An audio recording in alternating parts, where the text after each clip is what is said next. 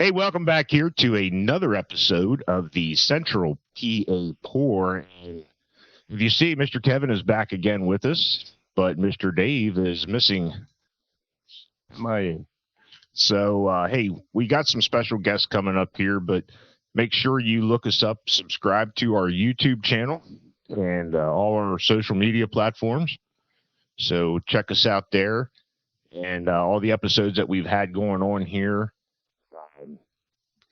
Make sure you check into them. We've had a lot. we're building quite the profile. Yeah, we are. We got a lot of recordings coming up. We got some special guests sitting here with us in the studio, and we're getting ready to bring them in. But we got a lot of recordings going to carry us through summer. We got a lot of festivals that we're going to try and attend this year. We do. And we've had a good time. This has been fun, and we're looking forward to meeting more of the brewers out there and stuff like that.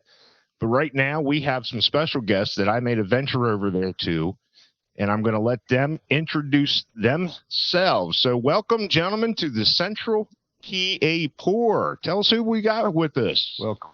How we doing, gentlemen? My name is Francisco Ramirez,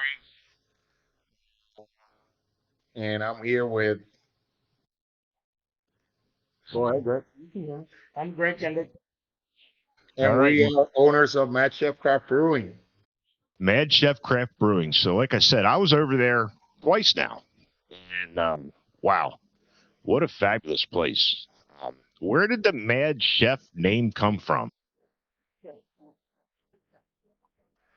Yeah, great question. Go ahead, Greg. So, I mean, we always knew early that we wanted to collaborate, we wanted to incorporate the culinary side uh, into our brewing and, the whole theme of what we wanted to get done. And so we bounced a bunch of different names back and forth and just kind of wanted to have something with the chef on it. And we tried Insane and a bunch of different ones. And Greg, one night we're like going back and forth. He's like, "Oh, why don't we just call it Matt, chef?" And we're like, "Oh, that works." It So, works. so that's kind of how we got it. Kind of got solidified. So, were you guys watching Gordon Ramsay and come up with that name? What's that? I said, were you watching Gordon Ramsay and come up with that name where he's throwing stuff and cussing and stuff at his staff? No, it came from um, what our vision of what we wanted to do was, and that was combining the culinary arts and craft brewing. Yep. So Francisco being a CIA trained chef, this guy's got an amazing palate and we can taste things that I would say that 90% of the populace can't. So has a great, just a great feel for that. Right? So he knows. So um, so we actually, honestly, we started with the tagline first. Yep. When saying like combining the culinary arts and craft brewing, and then we're like, yeah, so imagine makes sense. Yeah, and we get the question all the time. People say, well, so who's man? Who's man guy right here? It's a little bit of both, to a little madness and creativity and I mean, and at the same time, it's the leap of being to, having, our own, on our own jobs and taking a leap into putting everything into something that, we believe was, something we wanted to do. And so there's a little bit of madness to that, there's Yeah. a lot of risk and a lot of things. And, in our case, blessings, it seems to be working out. How long were you guys brewing beer before you got together, or how does the story go?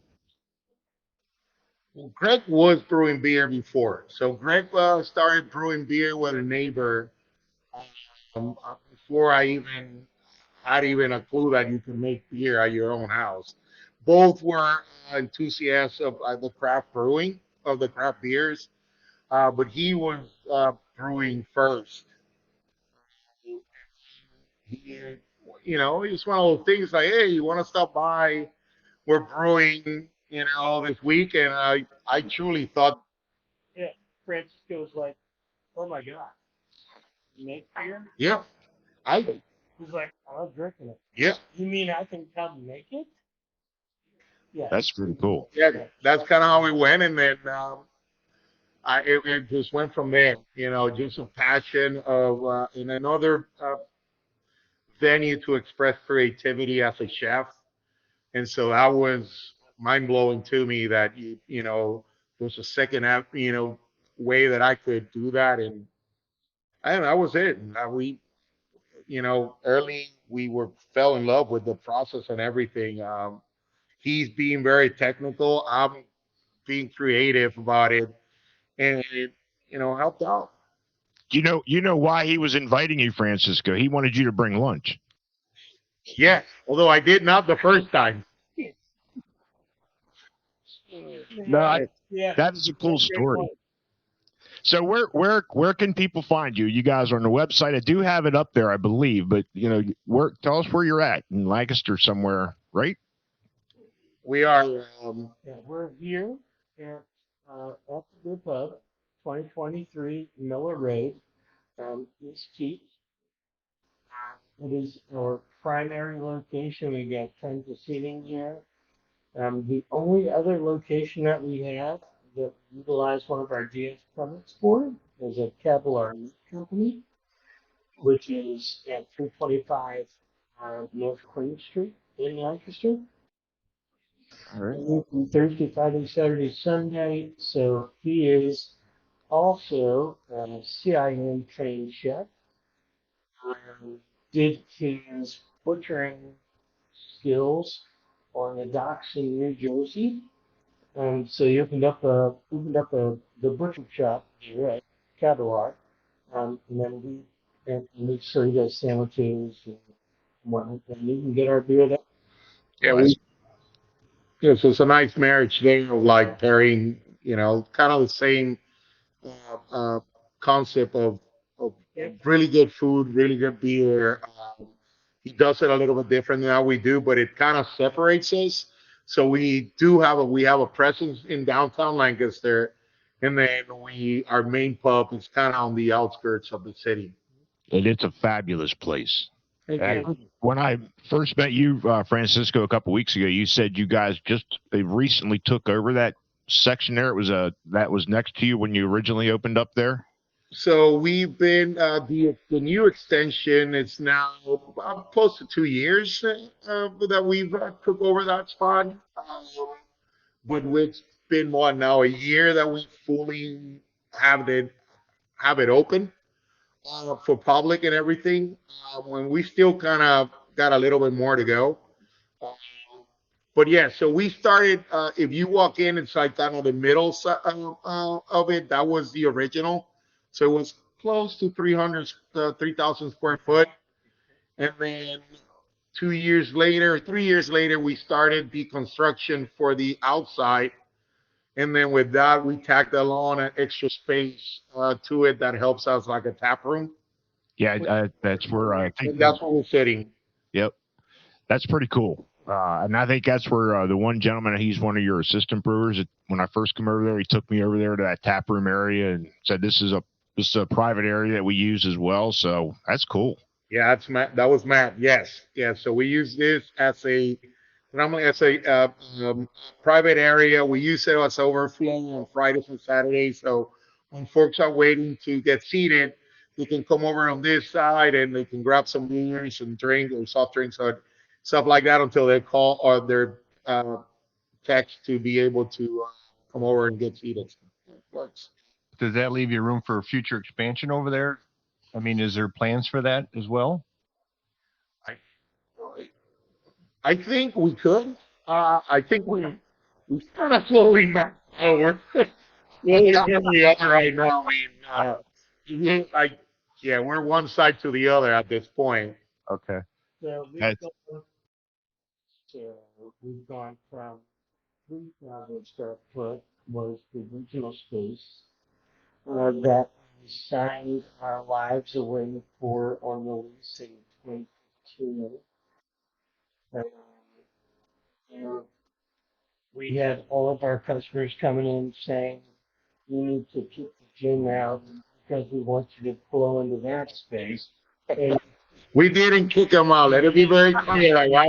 That's not my way. we go to the place and work with our landlord, say what can we do to add more space.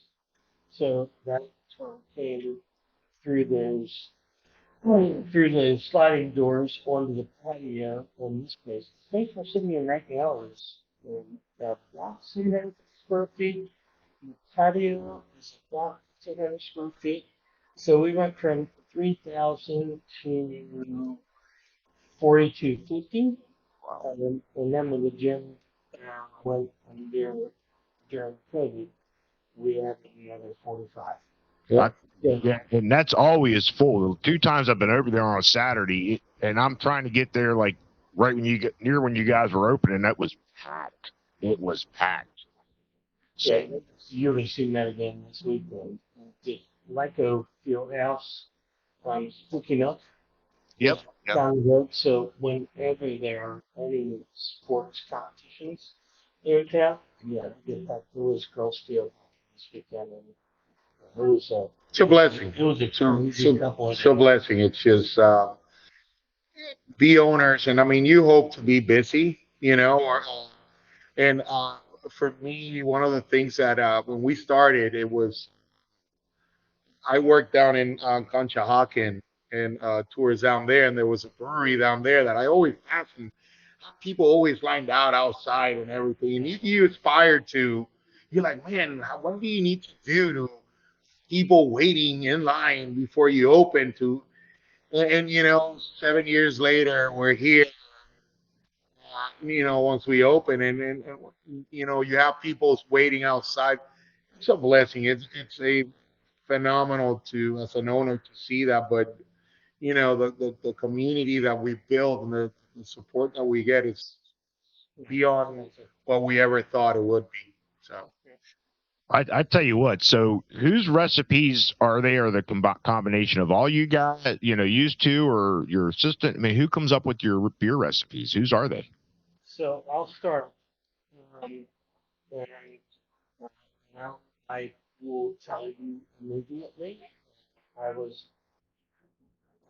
I knew my place from pleasure and branding standpoint, and that is, just you took it to the next level when Okay. we first started homebrewing, and it's all about the plate. So the difference, what I like to say, what I think makes us different is lots of people can brew, right? You take milk, you add hot water to it, you get a wort, you add hops and yeast to it, and get what you're supposed to get. But I like to think what makes us different is Francisco's understanding of flavors Yeah. and knowing what you can do. Said this from day one. It's just amazing.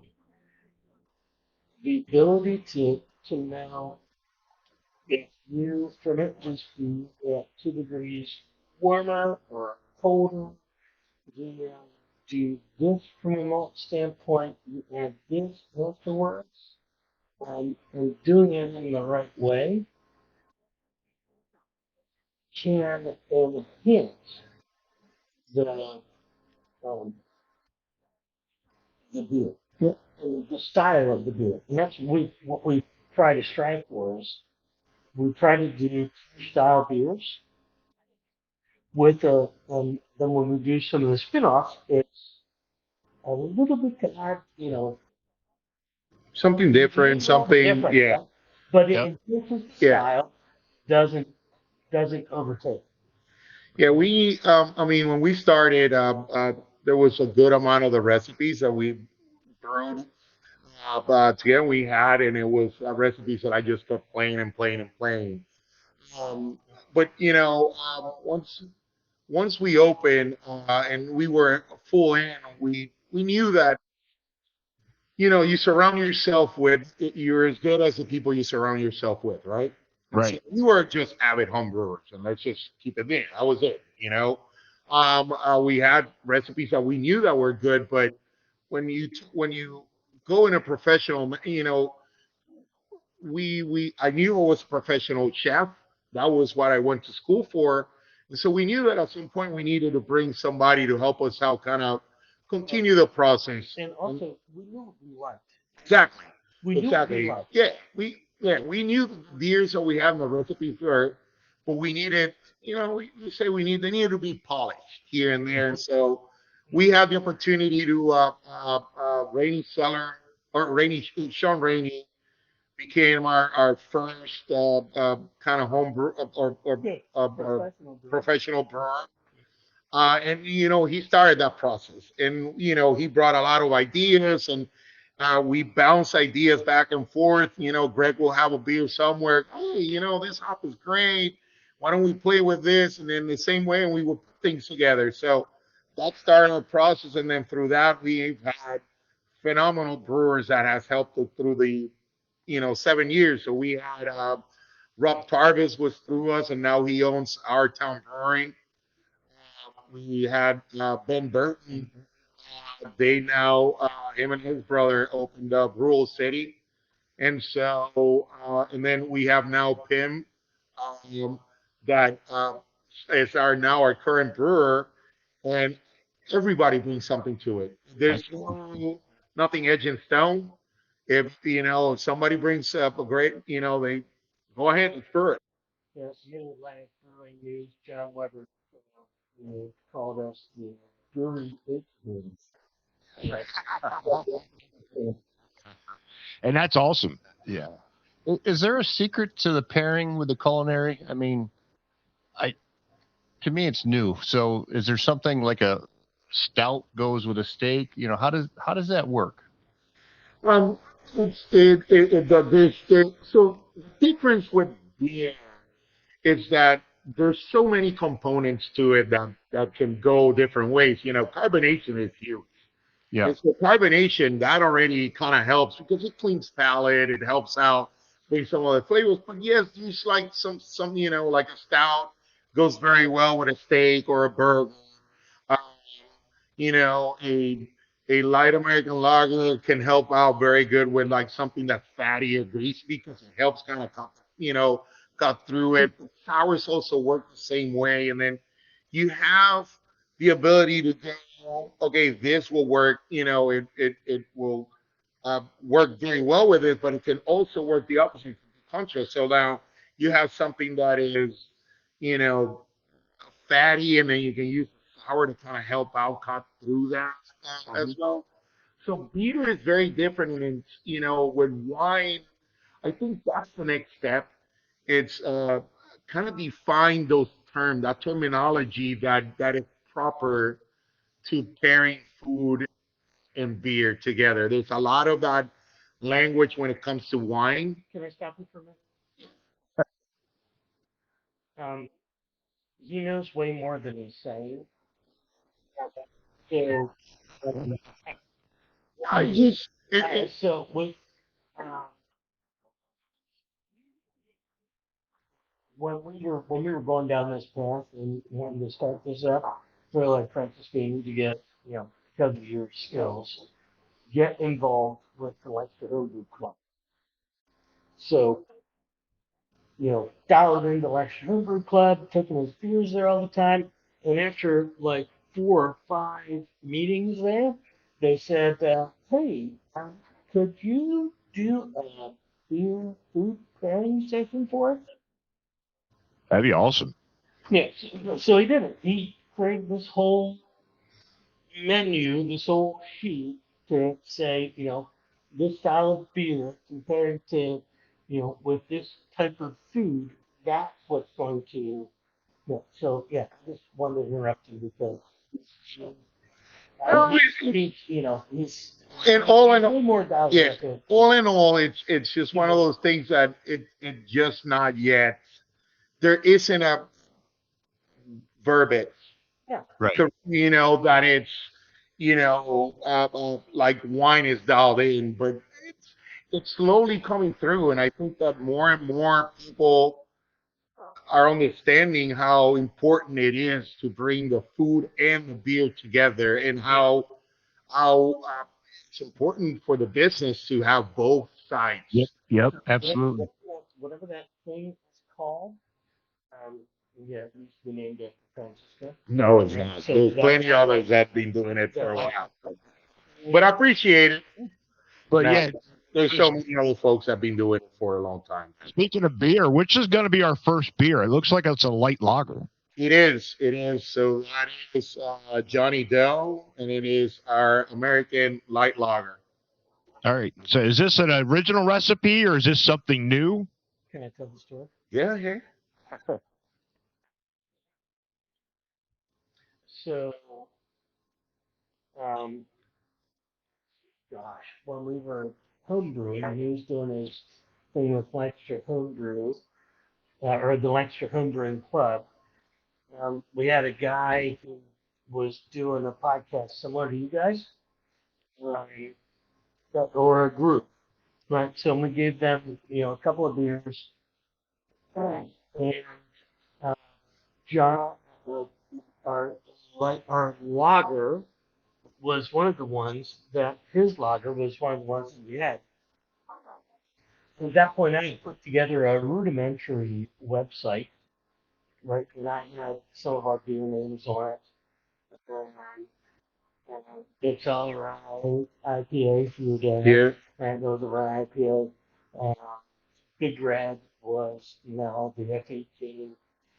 So we got, and he had this lager that we just done, and it was great, but we didn't have a name for it yet. So we had it on the site as the lager with no name. So they, we're on this podcast, and or they were the podcast was they were sampling the beers, right? I'm like, so what beer is this? It's like, we don't know. It says there's no name. This is the lager with no name. So that became John Doe. John. All right. So Johnny is Yep. the lighter, the younger, the The lighter version of the version of it. of So of, that's of John Doe. So yeah, Johnny Doe. We started with that.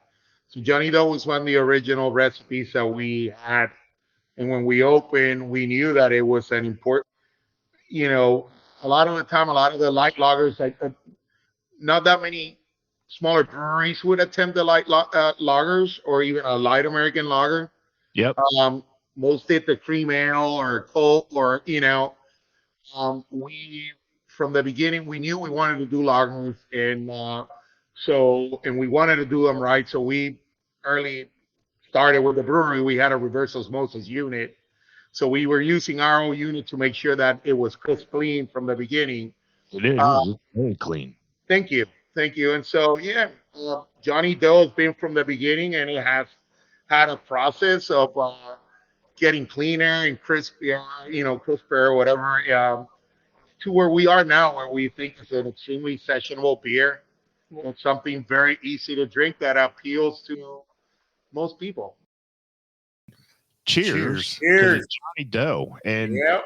that is a very crystal clear Absolutely. light lager.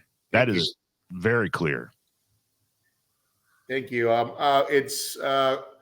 It has evolved to where it is, and I think now with Pim Dutch, which is our head brewer now, it's so crisp and clean. That is kind of his MO. He loves those crisp, clean lagers. Wow. And so it's just, yeah, we're very happy with it. Yeah, I'm not much of a light beer fan, and we just had some homebrewers on whose episode will be released before your guys's, the Southern County Amateur Home Brewer, and they said, Okay. be a home brewer, and the first thing you you're not a home brewer or a good brewer till you can brew a light lagered beer because you got nothing to hide. You can't hide it, and there's nothing hidden in this. This is very sessionable. That you said. Thank you. You know, like I said, I'm not much of a light beer guy, but that I'd go over for that a lot. Yeah. I'll tell you one thing, you know, we always joke about it because it's one of the beers that doesn't get rated much on tap. So it's our joke. It's like, you know, hey, nobody wants to admit that they drink Johnny Doe, but we know the numbers and we know how much we need to make of it. So we know that people are drinking it. So We know, yeah, for sure. And I think that's good because not a lot of, and you guys had touched on it, the craft. You have some styles, but you got to tweak them and you add some things. That's what brings the craft to about. But not a lot of craft brew houses have a light beer for those that aren't typical beer drinkers. Mm-hmm. So kudos, you guys have something that will hit that palate. It all comes this is a little bit where some of my background comes in from a water standpoint. It all comes down to this beer specifically, you can't do unless you maintain your water quality. Right. You gotta do it right. You have to make sure you're starting at the same spot every time. And you know, most people use a municipal water supply like we do. It's super important to bring the chlorine out. So you got to go through carbon beds, clean up that chlorine. But what a lot of people don't understand is how much the water quality changes from a salts and TDS standpoint as you go through the year. Right. Because, you know, it's most of those municipal water supplies, so they're either well supplies, but it's a groundwater supply, and winters make a difference. Right. I can imagine that, and plus we're sitting on one of the largest limestone deposits in the world. Yeah, absolutely. So the most important thing when we first started, knowing that Johnny Doe was going to be one of our flagship beers, we go in, like, how do we make sure that we can 100% guarantee from a water quality standpoint, we know what we're starting with, and that's why we went with RO. So the original brew house, we had a small RO unit on the wall that we would beat the shit out of to get water in the hot liquor ton for Johnny Doe.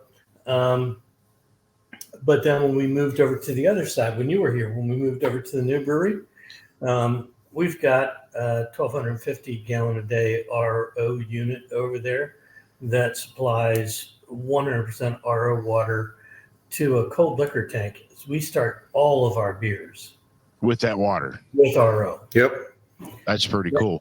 And then we remineralize based on the style. That's interesting there. That's a chemist. Yeah, God. I mean, when we had Derek Wolf on, I felt stupid. I mean, his chemistry mind was going absolutely bizarre. He can give you a class, right? Oh yeah, yeah. You guys are giving us a class right here as far as that goes. What is your system? Is how big of a? And I know you've told us, but how big a barrel system are you guys producing? So the new brewery that we put in is a 15-barrel brew house. That's a lot of beer. We have 5. So now we have 5 15-barrel fermenters. We have 5 7-barrel fermenters. We do have a 7-barrel bright tank. That came from the original 7-barrel brew house. But when we moved over to the other side, we built that 20 by 20 coolers for the beer only cooler. and in that cooler we put 6 7-barrel serving tanks and 2 I've seen it. 15-barrel serving tanks. I've seen it. He took me in there and showed me, and I was like, "Holy shit!" Yeah. So we were 100% in kegs before. Now half our beer comes out of serving tanks, and then when that batch runs low, we'll keg it out and move it on to one of our keg taps, if you will, so that we can keep moving beers. But 15-barrel brew house. The important thing is, though, talking about water and water conservation and being mindful of that. Yep, thank you. So all of the water for our beer comes. It's all 100% RO. Comes out of that RO unit, goes into a 30-barrel cold liquor ton. Okay. So 30 barrel is roughly 1,000 gallons. So we've got 1,000 gallons of water that we chill to right about 40 degrees. That becomes the media in through our wort chiller. Okay. That helps cool down pretty quick. Yep. Right. So now, if you're dependent on just groundwater temp, you're not going to get to lager temperature, right? To pitch your lager yeast. Not on summer. Only in the winter. Winter, you're good. You can actually. There's ways, but we can get to it faster. And that's what you got to be. You got to be economical and what I want to say, quick at it, because you're looking for a turnaround. Yeah. Yep. So now we can. Doesn't matter if it's a lager or ale we're brewing. We dial in the temp for the wort coming out into the fermenter, and then that wastewater that goes through your wort chiller. Some people try to recapture, and we try to recapture what we could. But now we've got a 30-barrel hot liquor ton, and all of that water goes into the hot liquor tank. So on a brew day, we have very little water that goes down the drain. Very little waste. Yeah, that's probably one of the first times I've heard that you guys are repurposing and very little waste. That is phenomenal. Yeah. So from an energy standpoint, so we take 40-degree water, natural heat exchange, to go from 212 degrees down to 50-ish degrees on average. That water goes into the hot liquor ton at 160 to 170. It's an insulated tank. We've got heaters in it. Now it takes very little energy to maintain that hot liquor ton temp at 180. Jeez. For the next brew that we do. I'm telling you what, you guys have thought it all. Your business plan there is absolutely through the roof. Absolutely. That's him. That's how it works. Does that come from your logistics background, Greg? All this stuff here, does that come from what you did for a living? 30 years in manufacturing and logistics, yeah. Oh, wow.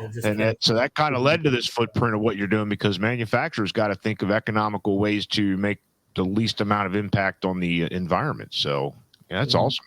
How do you make things as efficient as possible from an operating standpoint? The works. Yep. So as far as the partnership goes, you guys kind of touched on how you guys met, got started. What led you to want to start your business? How did you guys come about this? Was this something you guys were going to festivals and people say, "Where can I get this?" Because we hear that a lot. You just nailed it, pretty much. We were home brewing and we thought that we had something good. Greg had mentioned it earlier. He's like, "Okay, well, we need to start putting our product out there and getting some real feedback." The Lancaster Homebrewers Club was the first that kind of helped out with that. And then from there, we started putting beers in competitions. First competition was the Iron Brewer and it's run by Mark at the homebrew store. Yep, Lancaster Homebrew Supplies. Yep. Yep, absolutely. And at that point, it was Chad with Iron Hill. Now he's with Columbia Kettle Works. But they had that competition maybe 2-3 years. So we put a beer in there, scored very high. And so scored very high. It did. So, I know, but it did. Stop. Is he being humble? I'm in my bullshit job before this that I was getting ready to leave. Like I'm done with working for this company, and I'm in the back seat of a car with these guys to drive me back from the Charlotte airport to our house in Virginia, Blacksburg, Virginia, basically. And he left that, and he's like, "Oh my God, dude, we scored 46.5 out of 50." Wow. It was in my this hop stew IPA. I'm like, "Are you shitting me?" Yeah, it's like, no. Yeah. Francis, way humble, buddy. I'd be fucking proud of that, man. Yeah, we still are. I mean, incredible was when Mark asked me if I had something. I had this pale ale that I brewed, and I knew that there was something good. Like it was good. I was drinking it, and he's like, "Oh, what do you have?" I said, "Man, I have this pale ale, tin a keg. It's been sitting in a corny keg. It's been sitting for about a month and a half, which is kind of almost a sweet spot there." Right. I said, I might have enough to fill 2 bottles, and I did had enough to fill 2 bottles and maybe 2 pints after that, and it did. And so that kind of got us going on like, okay, we might have 46.5. We in a BJCP sanctioned Yeah. event. So that's the top notch, Eric, because it's true to style when they're scoring you, right? Yep, they did. Yep. And so from there, we just started going to competitions. It was at that point, it was a lot of like, you bring your beers, and people did the what is it, the what is it, the public choice or people choice. So people will go through and stuff like that, and we showed up to one and another one, and then by the third one and fourth one, people will go in and we start recognizing faces, and we're like, oh, we recognize. They're like, oh no, we knew you were coming. We wanted to try what you were bringing. We're like, okay, so that's good. We knew we were in the right path, and Homebrew Harvest. Yep.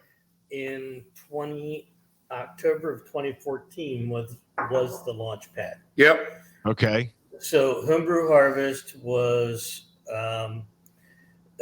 obviously beer fest at was at the brewery at Hershey. Brewery and Vineyard at Hershey. Yep. That one of our friends was the brewer there. So we went there with 3 beers.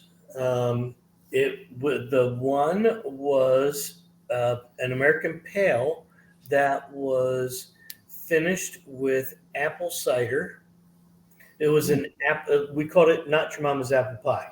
No, that was a red ale. It was a red ale, and then we added apple cider to it. Yeah, it was like because everybody would bring up. Everybody will bring a pumpkin beer, and we're like, well, what's another fall beer? And so we said, well, why don't we do like an apple pie kind of theme? And so, yeah. That's a different twist on a red Irish, and basically a typically Irish red. I'm might steal that one for my next batch of this Irish red. No problem. Go ahead. The other one that we did was South of the Border Porter. Which we brew now. Which is a beer that is on the board right now. It's on right now. Yeah, we put it on for Valentine's Day. We had to change the name a little bit. Now it's called Spice Up Your Night. Spice Up Your Night. Yep. Nice. But so that's a porter that he patterned after a Mexican chocolate dessert. So it's done with cocoa nibs, cinnamon, vanilla, and a nacho chili blend on the back. So it's so sweet. Being a culinary asshole, he likes to touch every part of your tongue. Yeah. right? Well, So it thank goes, God we're just drinking Johnny Doe right now. it goes all the time. Sorry, if you might have to. If this is a family show, you might have to. Oh no, dude, No, we're dude. good. Hey, I'll let the fuck bomb fly, and we ain't All editing right. it. We're just, yeah. And then the other beer that we did, which was one of my all-time favorites, It was was Oh My. Oh My. Yep. So that was the original double IPA that we did. That new hop at that point was Huell Melon. Yep. I never heard of that one. So hopped it up with Huell Melon, and There was a combination, Hugh Mellon, and there was something else in it. Yeah. I can't remember now. my initial reaction when we first put that up, the nose was like, I was like, oh my. Yep. Ah. You know? Well, So crazy that's to how know. we named Oh My. We've kept the O, and we brewed about through the years. We kept brewing a double until we nail where we have now, which is O Face, and the hop combination that we have now that we're very happy with, and that now is our standard double IPA. So That's awesome. Is it? yeah, Yeah. Oh my. O Tannenbaum. Yep. O equals MC Square. squared. All right, now I'm back in high school. I'm freaking feeling stupid. yeah. But yeah, that was it, and then from there we just kind of figure out how to get the business going. Yep. That's awesome. That is awesome. So 7.5 years later, do you have any more free time for hobbies now, or how? I see a car enthusiast. I see a little bit of CrossFit. Is there time anymore, or is it you guys are just? You know what? It's ups and downs. It's with every business, you know. Yeah. We started, and obviously you're going at it every single time, you know, all day, every day. And then you kind of get to a point where you're comfortable, but you know, with us, it's okay. Well, what's the next step? So we get comfortable, and then we add again. And so it's slowly getting there. I mean, our goals are to be able to for the business to run, and we can, you know, every person that goes into business, your goal is to at some point be able to, you know, kind of enjoy the fruits of your labor, right? Absolutely. Yep. Right. Yep. So I mean, yeah. So we do, but I think it's important that you do something, that you keep your mind involved in other things, because the business can consume you. You know, It's just like anything else.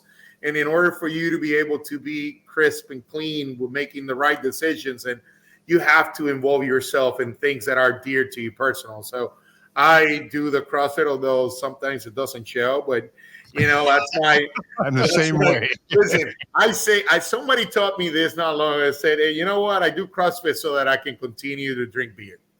There we go. You know, and so that's kind of how I see it. It's kind of my venue, but Greg has enthusiasm of like cars, so he can tell you a little bit about what he does. So I think it's great, and you touched on that. I mean, I got my own business, and my business coach wants me to become an absentee owner, and at this point, I don't see it happening soon. But that's what, like you said, you start your business to try and get it to where it'll run itself, and you just maintain it. That's all you need to do, and you can take the free time. Mm-hmm. So, is this your full-time jobs now? This is what you guys are doing full-time, or are you guys still working other places? No, for me it is. I'm you know, I'm here. Yeah, the kitchen, just a part of the kitchen. I'm very attached to it. So yes, I saw you that. walk in here, and I'm back there. So for me, it is. Ultimately, the goal is for Greg as well to be 100% here. But he does have a primary job that he attends to. You still in the manufacturing logistics, Greg, or doing something else other than that? Yeah, full-time Armstrong World Industries. All right. Supply chain, project, process improvement work. actually now taking care of all of North America's demand planning, distribution, and stuff. So, yeah, Wow. it's You almost sound like Kevin. I mean, he's working for a pretty big worldwide company as well. So, yeah. and you Keeps guys us kind of keeps us touched on it busy. a little. Yeah, you guys aren't from this area originally. Did I get that? You are, Greg. You're from Yes. Lancaster originally. Born and raised. Okay. And Francisco, where are you from? You talked like you were out in like Conshohocken area He's from the towards island. Jersey. I was born and raised in Puerto Rico. Okay. All right. And then what brought you to Lancaster? Well, I went to culinary school up in Hyde Park, New York, and then I met my wife there, and she is born and raised in New Holland. So that's kind of how I trickle into Lancaster. We thought that our original plan was to kind of get married, save some money, and then I've known his wife since she was knee high to. Oh, okay. So this goes back a long time. So, yeah. So that's how kind of got here to Lancaster, and then fell in love with it. This is a partnership that was like pre-made. This was like made in heaven for you guys. We like to talk about that. Although my biggest complaint is that he still thinks he's on island time. Wow. It is. I always show up 15, 20 minutes late. Sometimes I might be on time and I just wait on the parking lot just on purpose. Go ahead. Gotta keep a reputation going. Speaking of the cultures, what does Puerto Rico bring to the beer? I mean, I'm not as familiar, obviously, with the Puerto Rican, how they do the craft beers and things like that. Is there any trades there that you bring across and indulge in? It's just the beer is some, but maybe more so the food. Well, I do cook with fusion. I don't cook Latin food, so it's more of fusion. But for the beer side, you talk about a lot. What's the main descriptor for hops? Tropical, ripening fruit, mango, papaya, pineapple, guava. Yeah, it's all the fruits that I grew up eating. Yeah. So to me, when you hear descriptors of hops, I know what the flavor is. I know how that tastes because I had the opportunity to either, my grandparents had a guava tree, my grandma had a mango. So I grew up eating all these fruits. And so a lot of the descriptors, I can put them in my head and, kind of match, maybe this hop with this hop. I know where it's going to land, the proximity of it. So it's for beer, that side. Food, being from Puerto Rico, although I don't cook that much of typical Puerto Rican food, but I do a lot of the spices and flavors. But I do incorporate all of the Latin cuisine into our dishes. So. One of the best days at the pub was during one of the fundraisers we were doing, and Francisco's mother was here. Yeah, that was a lot of fun. She was taking care of the plantains back to back. She made a batch of rice, big rice that we sold. So it's fun. It's fun. Just using lively flavors and seasonings has separated us, obviously, significantly. But it's it's a blessing. 2 Ramirez family members in the kitchen was more than enough that day. Yeah. It says 2 big personalities. He owned it. Yeah. There was more than one mad chef barking. Oh yeah, absolutely. Absolutely. I think I talked to you there that that Cuban sandwich I had was absolutely one of the best Cuban sandwiches I've ever had. Thank you. And well done. She gave me the fries, which you could tell were fresh cut, and she goes, "What sauce you want with it?" I'm like, "What?"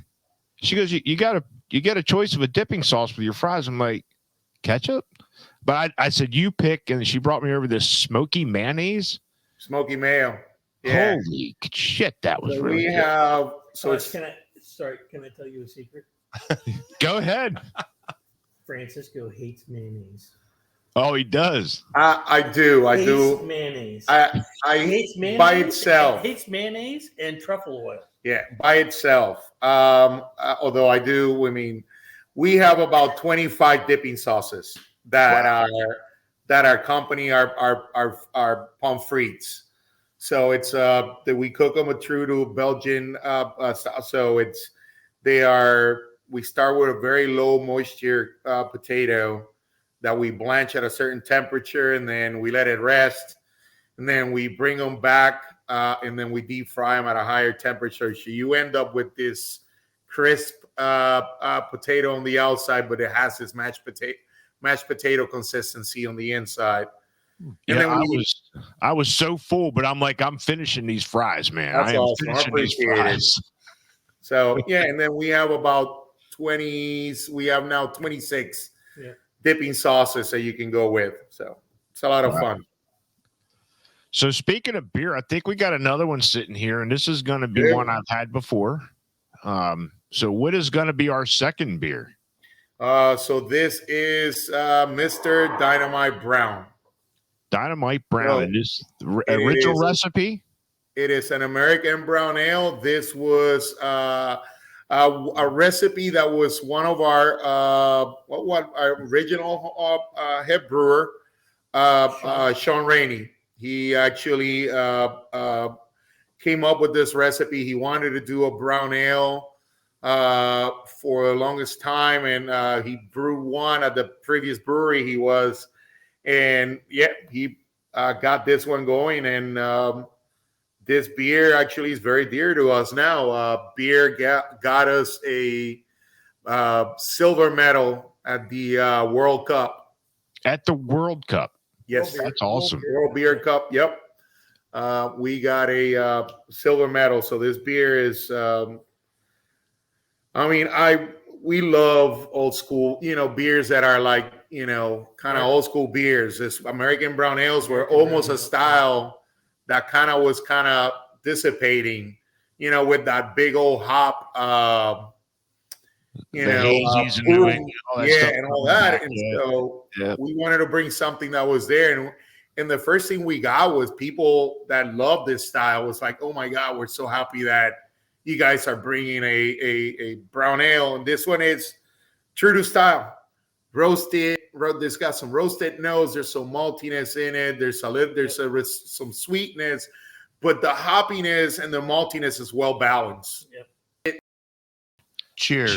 Cheers. Mr. Dynamite Brown Ale. Oh wow, it's a good beer. That's good beer. That is a very good ale, and even if you look at it, that is nice and clean. I was gonna say that. Yeah. It is not hazy. It's a clean, crisp finishing ale. And I've mentioned several times, ales have become some of my favorite styles. Reds, browns, creams, ESBs, that kind of stuff. And like you had said, Francisco, it was a lost style there, and they are starting to come back. They are. I think that we're in a good spot, and the industry's kind of, it's got those pendulums, so it's go one way, and it. I think we hit the hop part of it, and I think it's starting to come back down. And now we're starting to see a lot more lagers come out, and some of the maltier beer styles coming through. So it's fun. It's fun. So Brett, if you're close enough. So we're coming up to St. Patty's Day. Right. Yep. You have to get here for Hibernia. Oh. Yes, do you know what Irish red ale. Do you know what Hibernia is? Not really, but you're going to fill me in, aren't you, Greg? Well, I didn't either. We had a geek, like history geek, trobe in our kitchen when we first opened. We did a traditional, true to style Irish red ale. Oh. We're trying to come up with the name for it. and he said, "How about Hibernia Red?" Of course. Hibernia is the ancient Roman name for the It's a Roman name for the island. of Ireland. Yep. Wow. Somebody, holy shit, I would have never guessed that. No. I mean, us neither. We were like, wait, what? But it is. We do brew a more of a traditional, so it is not that really reddish color. Ours, we use chocolate malt in it, and kind of bring some of the. If you put it towards the light, you get that red heel in it. Yep. But from it looks a little bit darker than what you're used to a red ale, but it has all those roasted malt That malty sweetness backbone. Exactly. But the Kind of like this one. This had a nice malt backbone with a little bit of that roast chocolate character out of that brown ale. So the very good. The recipe to that beer is based on a traditional Irish red ale. Yeah, and that's Right, so we used the traditional malts to try and get to that traditional color. yes. So normally you use, a lot of people use a specialty red, and we it's Maris Otter, and then we use the English chocolate, and it'll come to me, but. And that is so ours is a little bit darker than what your typical, but it is true to style. Traditional system. Yeah. Do you guys? Is there a form you guys follow? Is there like a beer that you always have on tap, or is there a beer that you stay away from? Is there any rhyme and reason to any of that? Not really. I mean, we brew. We have the ability to put about 15 beers on tap, or we could if we want to do more. But we keep around 15 beers on tap. There's about 5 of them that are constant on there. But the other ones are up for grabs, and we try to brew to season. And then there's, we listen to what's out there. We listen to what the trends. Yeah. And we try to satisfy every palate. We pride ourselves in having a beer for every palate. That's cool. It's interesting because I do a lot of traveling in, whether Wisconsin, Minnesota areas, it's always cold. So you always have a stout on tap, and it's a privilege to be able to travel like I do, because everybody's a little bit different. And, typically summer's IPA, winter's this, each season has its own, and it's just nice to know. Mm-hmm. I know one thing. If you guys are carrying, I know I was seeing the tap list over there. I'm going to come over there and get fat and drunk.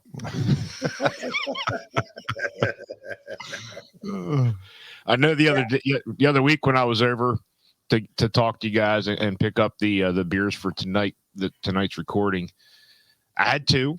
And then I was like on my way home, and I'm like, well, shit, there's another brewery I wanted to stop and talk to, which was Hell in a Bucket down in Wrightsville. Okay. And I walk in there, and they had a couple Belgians on, and I had your Belgian Strong before I left. And I'm like, nah, I can't do that. I got to drive home yet. So I went with their brown ale down there. I think it was a black IPA. So I'm like, okay. Because I was like, I saw the Belgian Strong Ale on your tap list. I'm like, I got to try that one. That was really good too. Thank you. Yeah, you guys, I'm telling you what, the beer's been good. I mean, very good. That's So what clean, you guys, clean and crisp. It's clean. It's crisp. What you guys are doing is phenomenal. And I think the partnership that you guys have come up with has been a true blessing. And it's not easy. Like I think you guys touched on it. That's a big jump to go from a home brewer, and everybody we've talked to, that's a huge jump to take that plunge to say, I want to go commercial. And like, I think you touched on it, Greg, you said about you mortgaged everything off to start this business up, and it's a gamble, and it looks like it's paying off. Blessings. Yeah, it's for sure. Blessing. Everybody will tell you the worst thing you can do is go into business with your friend or family member. And we've had our times. Yep. Not I mean, like everyone it's does, but close. It's marriage. You know what I mean? It is. That's what it is. You know, and you takes time to understand what are your roles, and what makes the partnership work. And you know, we've had our ups and downs, but I think with everything, it's communication is key. And we've always had the best interest of the business in mind. Absolutely. Right. And so we've learned, and we tell people come in, they see, you know, busy and the things that we've been able to do. And you've heard us say plenty. It's true blessings. It's, I mean, a lot of hard work and sacrifice, but we've learned to work with each other. We've learned to empower our staff. And he knows not to play in my sandbox. And likewise, he knows to get the fuck out of the kitchen. I know to stay out of his sandbox. You know what I mean? Right. So it works. It's just one of those things. That's funny what you just mentioned there, Greg. Back at our church, we're working on boundaries, talking about boundaries. So it looks like you guys know your boundaries and what not to cross. So that's pretty cool. We'll step a toe in the other side and quickly get it like whacked off. Yeah, you did that. You know, if you talk about the sandbox, you know, you do that imprint and then you go back and be like, let me wipe this down. It's just one of those things. It's we've learned. Stay in your lane, bro. We've learned. Stay in your lane. You know, that's funny. So you had mentioned, Francisco, you went to the Culinary Arts Institute to learn cooking and stuff like that. Did you have prior, or is this what you wanted to do all your life? Like when you come from Puerto Rico, did you have growing up that you were in the kitchen and helping with some of the recipes, and this is the path you wanted to go? I did. I mean, I went for my original bachelor's is in finance, so that was what I kind of got into. But cooking was always my passion. I love cooking with my family. Sundays were based upon, you went to church, and then from church you went to your grandparents' house, and we all cooked. And so everybody had something to do. And so cooking has always been very dear to me.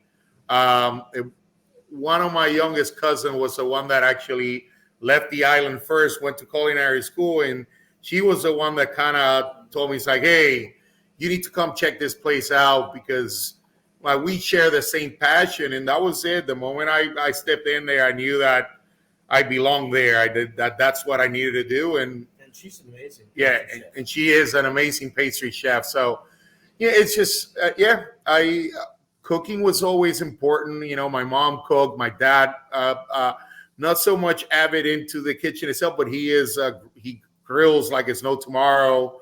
And so food was always around, and food was always part of our family. And so, yeah. So after you left culinary school, where did that path lead you for cooking until it got to the partnership with you and Greg?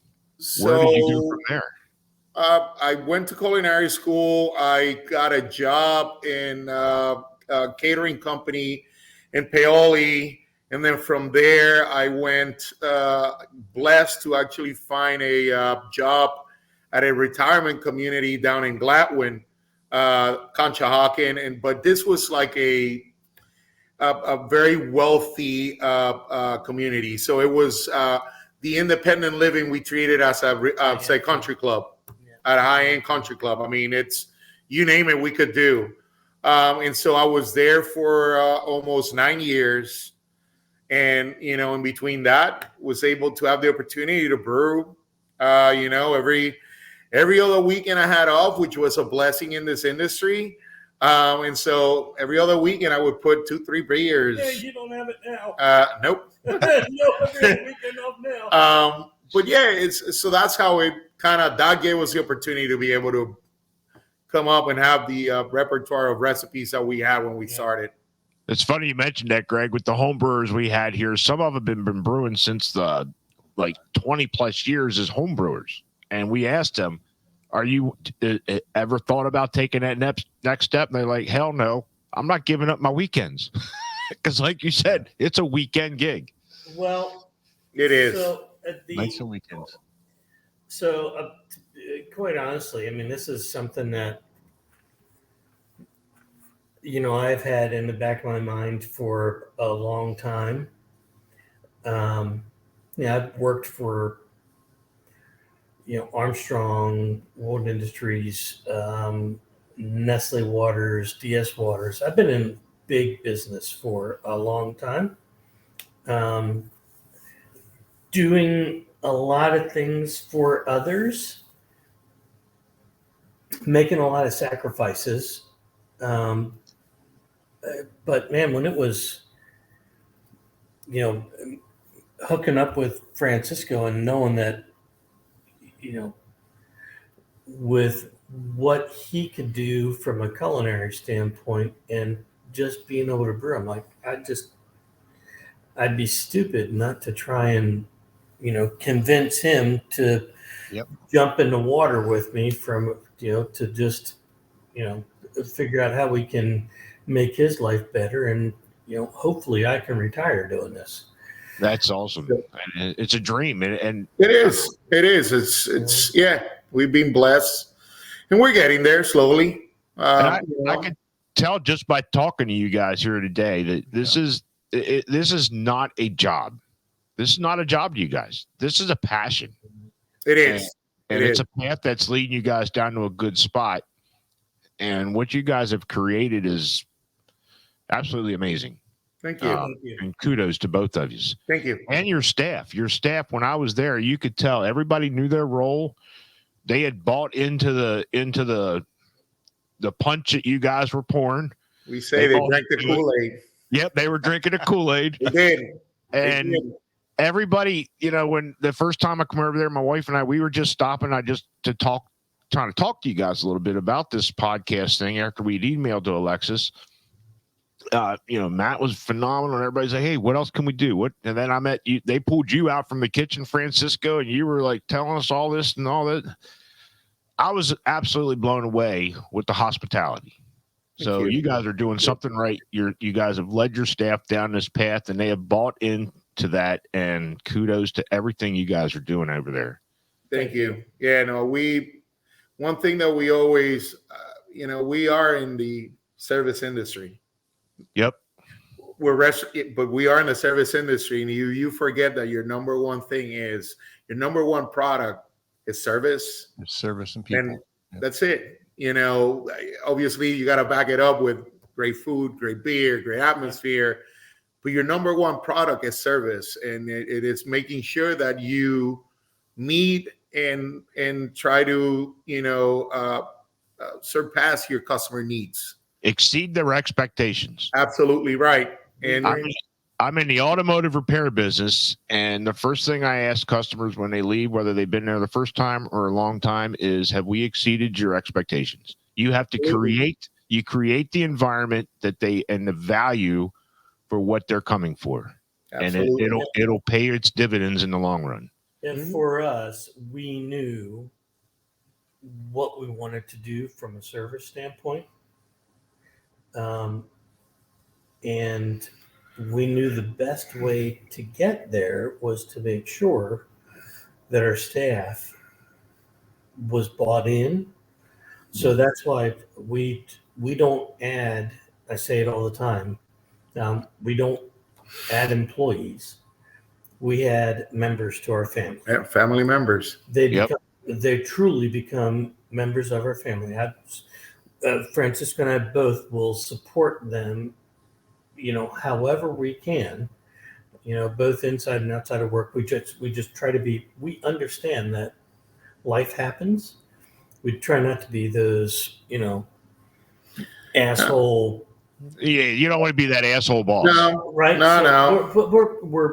We're very flexible, understanding to a point, right? Because everybody's got to bring something to the table. Right? I mean, it's still a business, and you have to run it. And unfortunately, At some point, that's what it is. It's a business, but we go in with the mentality, as Greg said, of like, we treat each other as family. I mean, if you work in this industry, you know, a lot of the time you spend more time with these folks than what some things you do at home. And so so if you create that clear expectation and give them their job descriptions, there's no reason that they shouldn't follow it. And if they don't, then there is a consequence to it. And like you said, you have to be a boss at one time because it is a business. It is. It's for the betterment. Mm-hmm. There was a quote that I can't remember who said it. Train your employees as to leave, but treat them so they never will.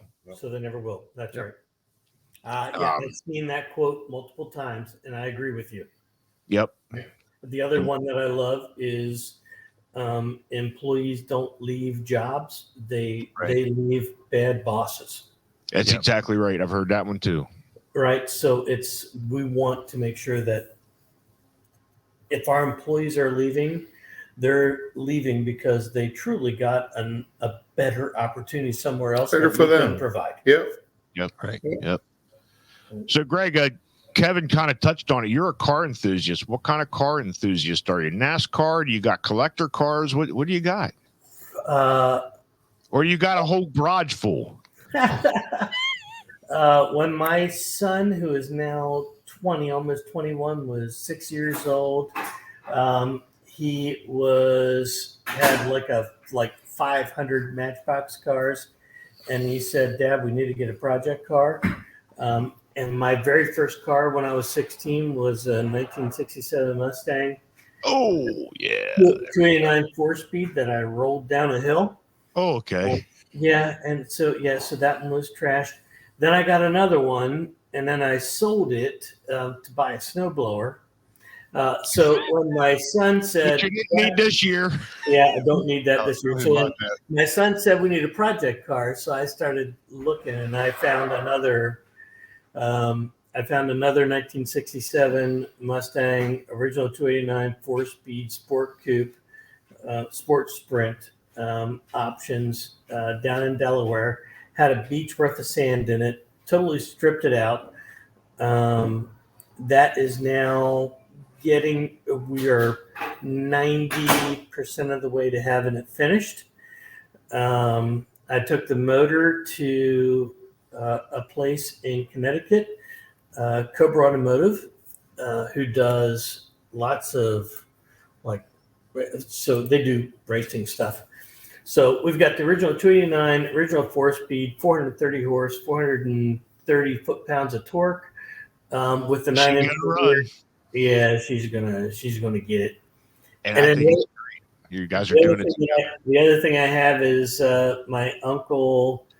I am now the caretaker of two 1955 T-Birds. Wow. Twins. Yeah. That's awesome. My mother was a 57 T-Bird fan, and my dad finally had gotten one for her and finished it before she passed away. So that's awesome. And I think I was kind of chiming in there. It's great that you're doing this are you doing it with your son, the project car? Yeah, no, absolutely. Yeah. That even makes it even more special. He and I are we've worked through the whole thing together. Yeah. And that's a different partnership that has its up and downs, and it's working every day with your friend. A little tougher. I mean, you hear it all today. I mean, today's youth, it's, everybody's in a screen. So what do you do to try and, I was not in a screen when I was a kid. So I learned by doing with my hands on wrenches.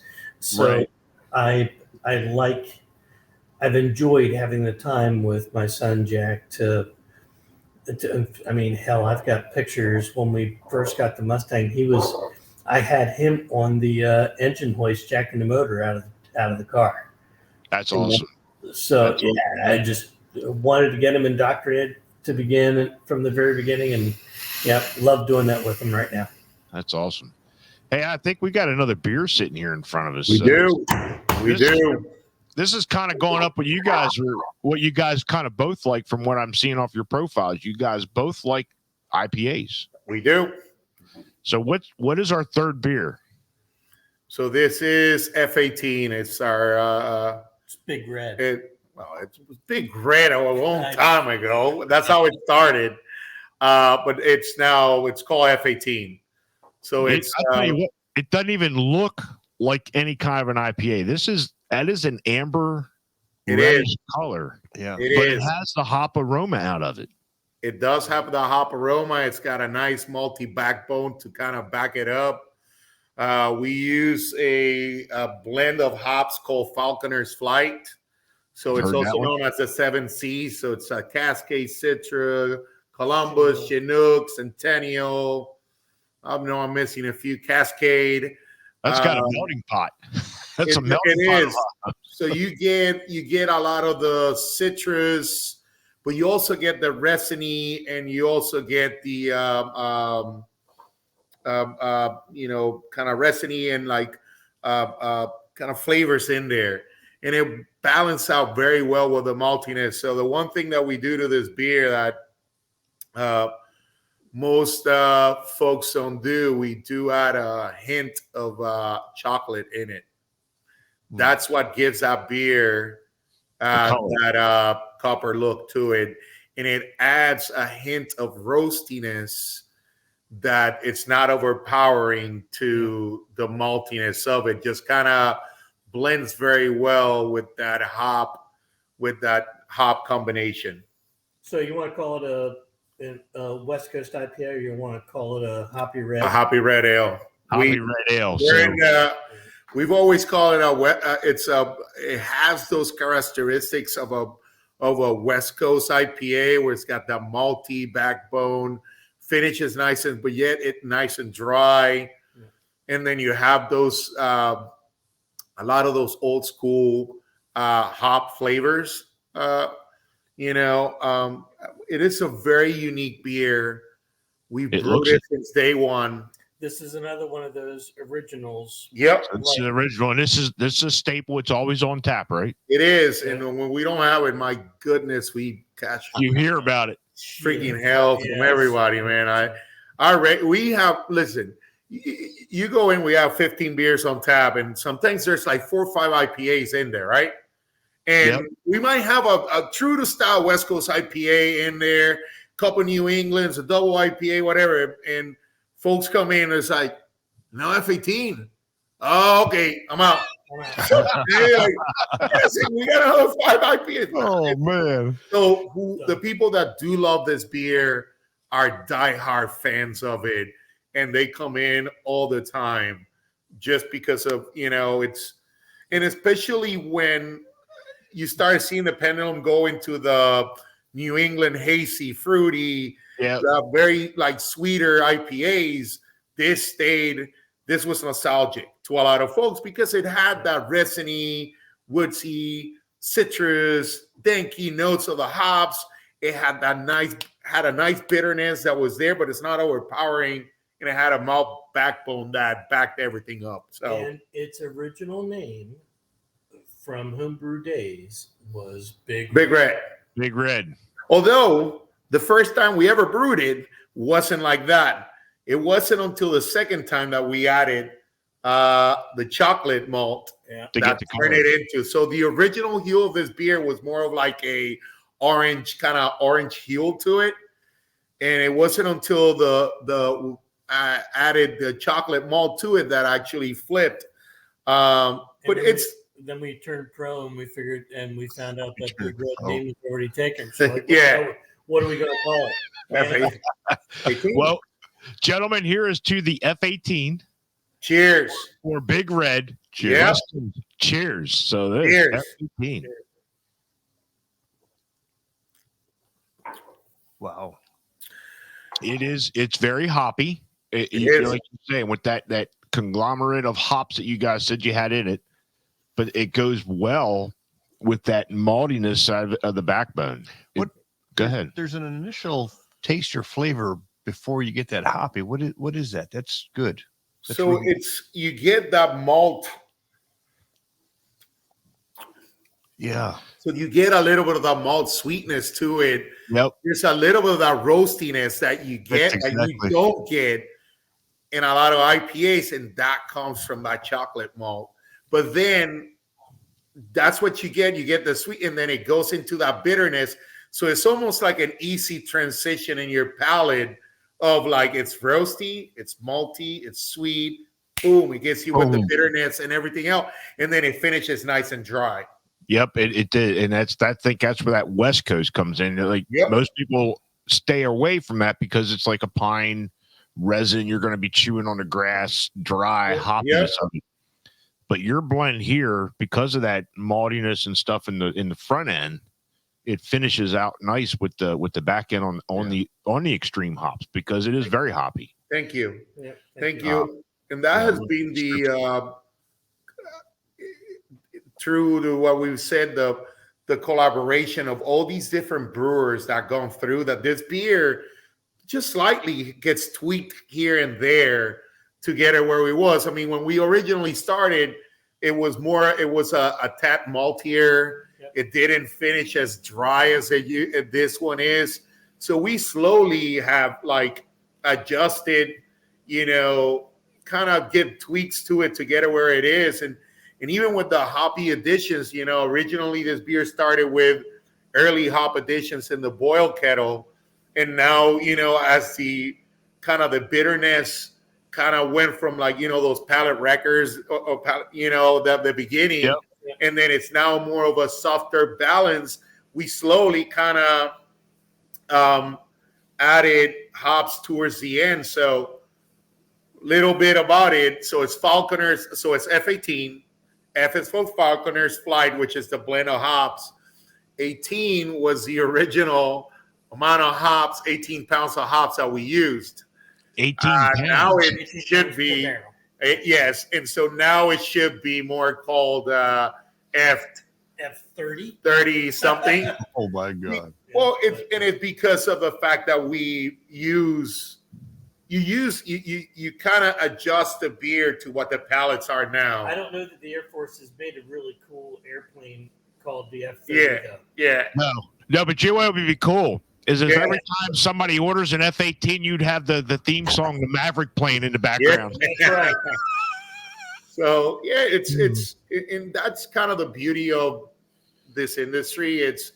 And for us, because we don't bottle, we brew everything. We brew everything in house. We sell everything in house, either in this location or our location in the city.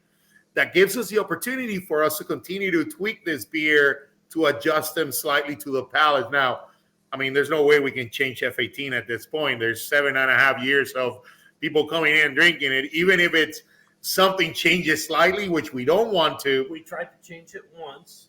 And it From Maris Otter to regular, and we noticed it immediately. They were up our ass. Yeah, so we said no. So that's F18 stays. We don't mess with that. We don't mess with that one. Yeah, up our ass. That's awesome. That's awesome. Do you guys do any like events, live music stuff at the brewery itself? Community work. What do you guys do as far as that goes? Every Monday trivia night. Yep. We're getting ready to ramp up our music series. We do that during warm weather. We try to have it on the patio now that we have the patio, so we try to do that out there. Inclement weather, we bring it inside. We do a ton of work with the community. Girl. Yep. We're one of their bigger supporters, if you will. East Petersburg Days. They do a number of things throughout the year that we contribute to. Now we like to stay in touch with the community. Yeah, we supported us from day one. Yeah, we are blessed to be in the platform that we are, to be able to drive some awareness and things that they're valued to us in the community, and bless as well as in a financial way to be able to help out as well. And so we, as much as we got to run a business, but as much as we can, we give back, because we've always been grateful for what East Pete and the community in East Pete has let us do, which is they let us do what we truly love to do. And that's a So, big part of being in business is the community supports you, and what'll make a business stand out is how much do you give back to that community that is helping you, and that's in every aspect of business. So I think it's great. I tell you what, gentlemen, this has been an absolute awesome time sitting here with you two gentlemen and getting to know you. Likewise, guys. Thank you. Any last comments you guys got? That you want to add to the story? No, we're looking forward to the future. I tell you that. At least on my part, I look forward to continue this partnership and see what what this business can do. Any mad chefs in training behind you that you're training to take over your role, Francisco? Not you. It's hard, for me because I'm in the kitchen. There's a lot, but yes, I mean we have a great group of individuals here that bring a lot of either skills, enthusiasm, knowledge, and then we hire family members. Yeah, so we've got folks that to believe in what we're doing and are wanting to step up. Absolutely. And so it's for me and for both of us. I know he talks a lot of shit. He wants to retire. He ain't fucking retiring until I let him. So he knows that we still got some ground to cover. But I think it's to see what this business can truly achieve. I just want to retire from my day job. And that's fine, but you still got to fucking be here. I just I might just whip some of the F-18 out. It's like, hey, you know what? You need to come in to get some.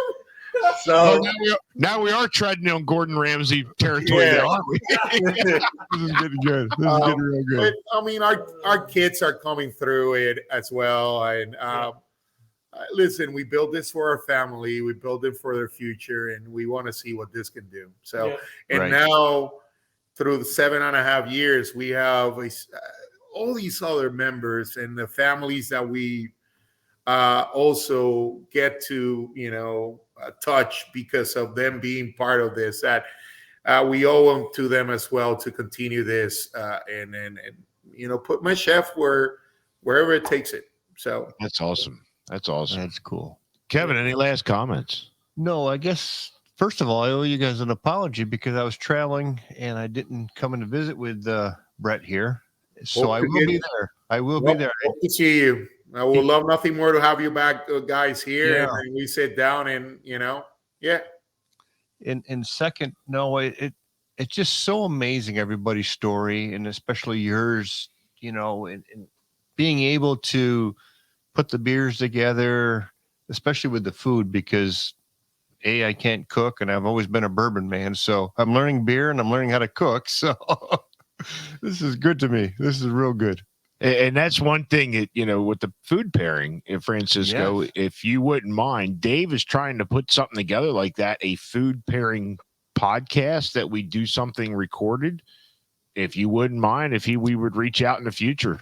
No, please do. Please do. We'll love nothing more. Because to me, I don't, there's no season for stout. I'll drink a stout today, tomorrow, I don't care. Me too. I'll drink a light. I'll drink a funky sour. I'll do it all.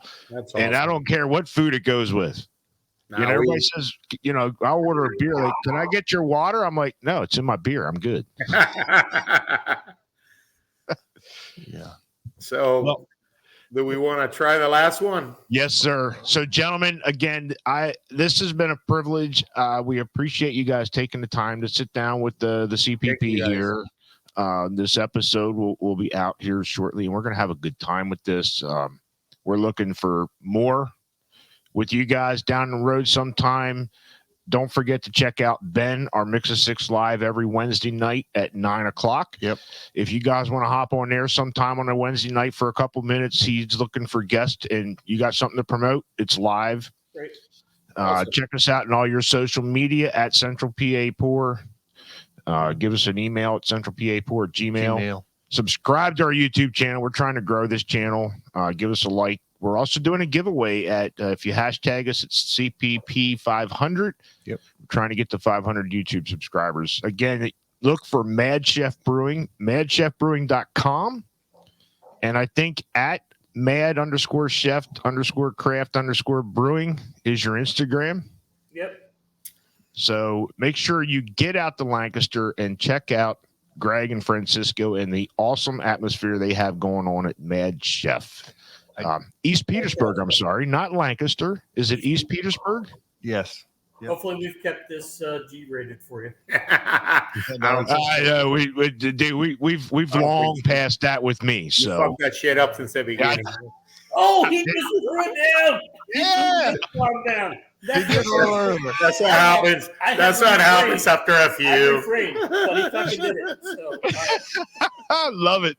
So, gentlemen, tell us a little bit about this special, the one that we are going to cheers out here with.